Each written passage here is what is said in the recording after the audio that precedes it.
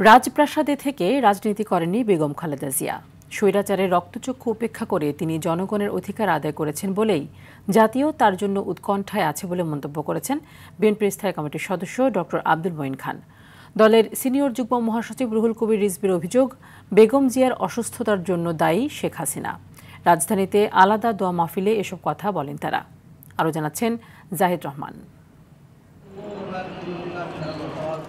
রাজধানীর নয়াপল্টনে BNP chairperson Begum Khaleda জিয়ার রোগমুক্তি কামনায় জাতীয়তাবাদী পল্লী চিকিৎসক অ্যাসোসিয়েশন দোয়া মাহফিলের আয়োজন করে। এতে অংশ নিয়ে বিএনপির স্থায়ী কমিটির সদস্য ডক্টর আব্দুল মঈন খান বলেন, আওয়ামী লীগ সরকারের প্রতিহিংসার শিকার খালেদা জিয়া মিথ্যা মামলায়ও আইনের প্রতি ছিলেন শ্রদ্ধাশীল। দেশনেত্রী বেগম খালেদা জিয়া শুধু বিএনপির নেত্রী হিসেবে নয়, বিএনপির একজন সাধারণ কর্মীর মতো তিনি রাজপথে ছিলেন।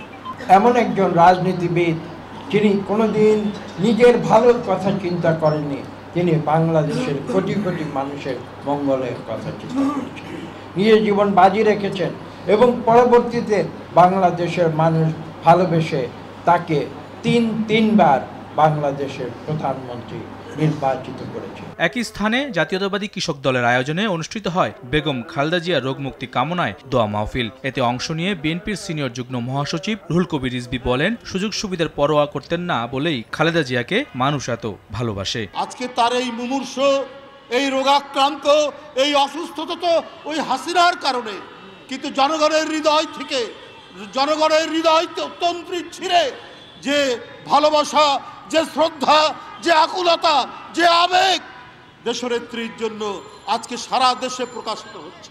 কক্সবাজারের পেকুয়া উপজেলার বিভিন্ন গ্রামে গণসংযোগ করেন বিএনপির স্থানীয় সম্ভাব্য প্রার্থী দলের স্থায়ী কমিটির সদস্য সালাউদ্দিন আহমেদ। দেশের শান্তি শৃঙ্খলার উন্নয়ন ও আইনের শাসন প্রতিষ্ঠায় বিএনপির বিকল্প নেই বলে মন্তব্য করেন তিনি। পরে বিএনপি চেয়ারপারসন বেগম খালেদা জিয়ার সুস্থতা কামনায় সকলের কাছে দোয়া চান দলের নেতাকর্মীরা।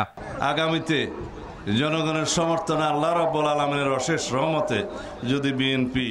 জাহিদ রহমান, RTV, ঢাকা।